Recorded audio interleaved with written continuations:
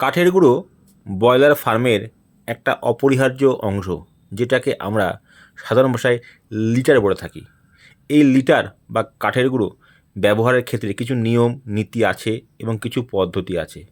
আপনি ইচ্ছা হলেই যখন তখন কাঠের গুঁড়ো ফার্মে ব্যবহার করতে পারেন না, কারণ প্রথম দিকে কাঠের গুঁড়ো ব্যবহার করলে বাচ্চাবেলায় বোরন নিউমোনিয়া হতে পারে।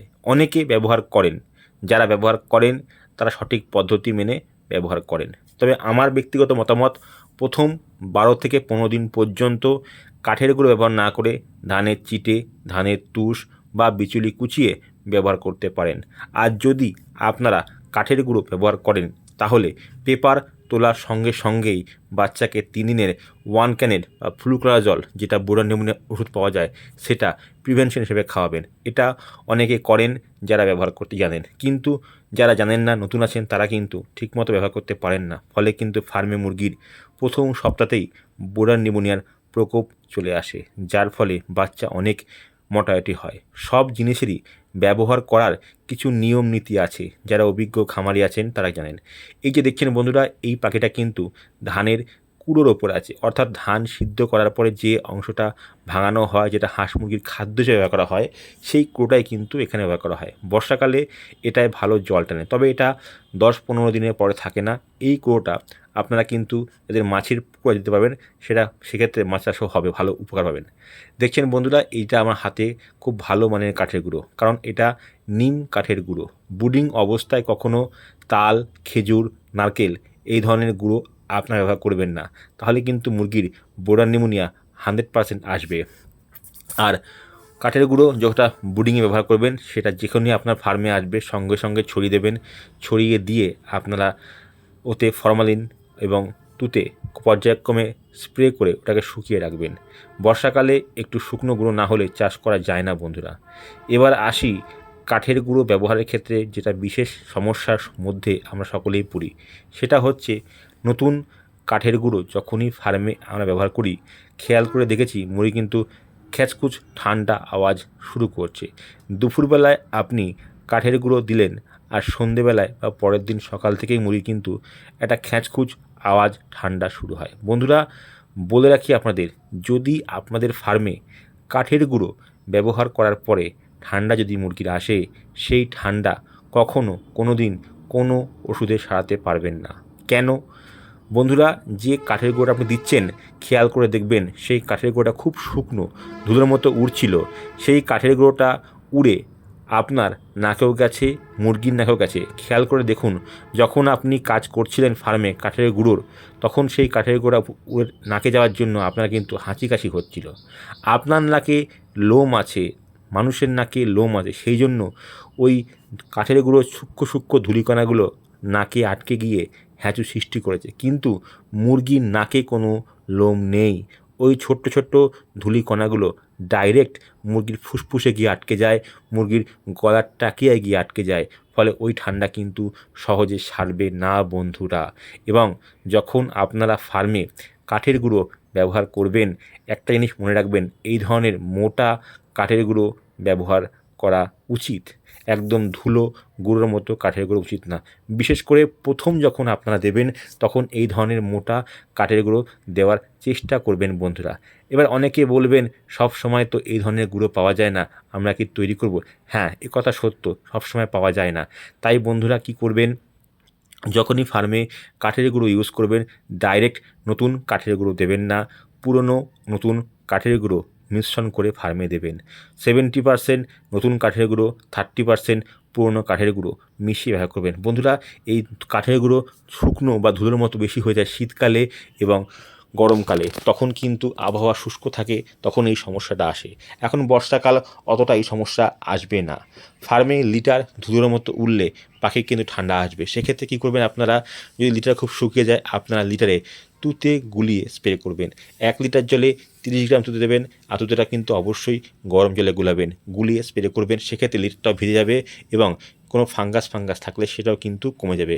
ফার্মের লিটার ম্যানেজমেন্ট ঠিকঠাক করতে না পারলে মুরগির কিন্তু খুব সমস্যা আছে। দেখুন বন্ধুরা, এই লিটারটা একদম শুকিয়ে গেছে, কারণ মাটির ভিতটা উঁচু, দেখছেন ধুলোর মতো উঠছে। এইসব লিটার থেকেই কিন্তু মুরগি ঠান্ডা লাগার একটা সম্ভাবনা থাকে। আমি উড়াচ্ছি হাতে করে, উঠছে, কারণ এই ভিতটা এখন বর্ষাকাল, ঘরের ভিতরে উঁচু আছে, কিন্তু লিটারটা খুব শুকনো। উনি দেখছেন উঠছে লিটারটা, এই ধরনের লিটার থেকে কিন্তু মুরগির ঠান্ডা আসে। এত শুকনো লিটার মুরগির জন্য ভালো নয়, আবার খুব ভিজে লিটারও মুরগির জন্য ভালো নয়। মুরগির জন্য 70% 80% লিটার থাকবে শুকনো, আর 20% থাকবে ভিজা। সেই লিটারটাই মুরগির জন্য আদর্শ বা বেস্ট। তো বন্ধুরা, আপনারা দেখতে পাচ্ছেন এই ঘরটাতে, এই পাশটাতে লিটার কিন্তু শুকনো আছে। আমি এই ঘরটার অন্য পাশে যাব, তখন দেখবেন ওই পাশে লিটারটা কিন্তু ভিজে আছে। সেই লিটারটা আমি ঘিরে রেখেছি একটা সাইড করে আপনাদের দেখানোর জন্য। আমি ফার্মের মধ্যেই আছি। তো এই লিটারটা শুকনো ছিল, কোনো কারণে এখানে জল টল পড়েছে বা ডিঙ্কার দিয়ে লিক করে এখান দিয়ে জল পড়ে দেখুন এই লিটারটা কিন্তু পুরো ভিজে একদম। এই যে আমি যদি হাত দিয়ে চিপি এখান দিয়ে জল পড়বে। তো সেই জন্য এই লিটারটা ঘুরে রেখেছি।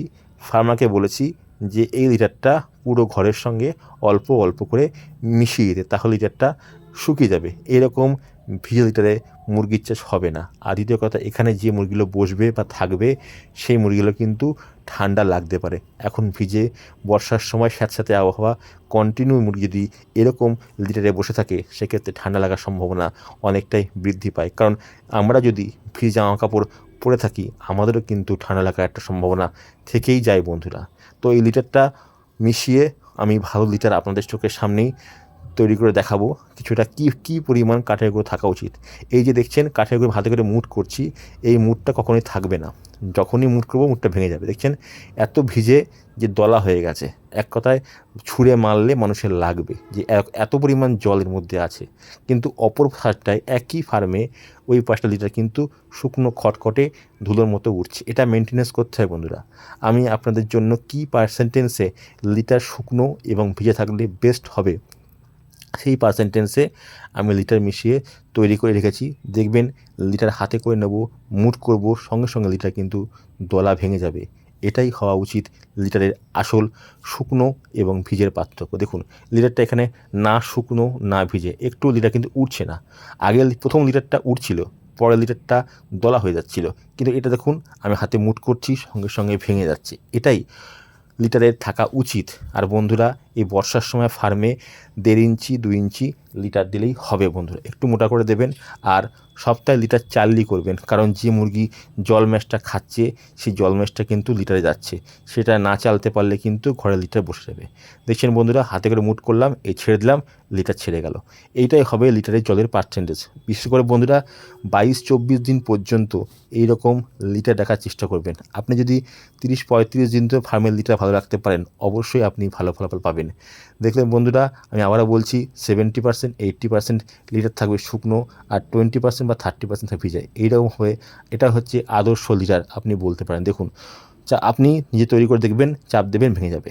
এইরকমই হওয়া উচিত লিটার। হাতে মুট করবেন, মুট ছাড়বেন, লিটার ভেঙে। এই লিটারে কখনো গ্যাস গন্ধ অ্যামোনিয়া থাকবে না। লিটার অলওয়েজ এটা হচ্ছে বেস্ট লিটার। আমি তৈরি করলাম, ফার্মারকে বললাম দাদা একটু মিশিয়ে দেবেন, তাহলেই হয়ে যাবে। খাটনি করে একটু মেশাতে হবে। আর বন্ধুরা, এখন বর্ষার সময় লিটার কিন্তু সকাল বিকাল দুবার লিটার ল্যাকিং করবেন, আর লিটারটা অবশ্যই বন্ধুরা চালবেন। দেখছেন এই ফার্মার বন্ধু কী সুন্দর একটা লিটার চালার যন্ত্র তৈরি করেছে ওনার ঘরোয়া পদ্ধতিতে। এতে খুব সহজেই কাজটা হয়ে যাচ্ছে। আপনারা কিন্তু বন্ধুরা লিটার চালবেন সপ্তাহে অন্তত 2-3 দিন, একদিন বাদে বাদে, বা একটা আজকে 5টা কালকেও 5টা এভাবে চালবেন। তাহলে লিটার থেকে পায়খানাটা বেরিয়ে গেলে কিন্তু লিটারটা ভালো থাকবে। কিন্তু লিটার যদি না চালবেন, লিটার কিন্তু একসময় বসে যাবে, দলা হয়ে যাবে। বন্ধুরা দেখছেন নতুন কাঠের গুঁড়ো, এই কাঠের গুঁড়োটা কিন্তু খুব ভালো। এই ধরনের কাঠের গুঁড়ো ব্রুডিং অবস্থায় আপনারা ব্যবহার করবেন। বন্ধুরা কাঠের গুঁড়ো নিয়ে অনেক কথা বললাম।